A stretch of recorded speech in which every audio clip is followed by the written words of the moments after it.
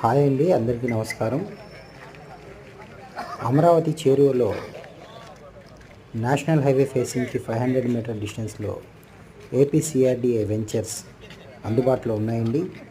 మంచి prime location, LP number వచ్చిందండి, spot registration, గజం కేవలం 13,000 రూపాయలు మాత్రమేనండి.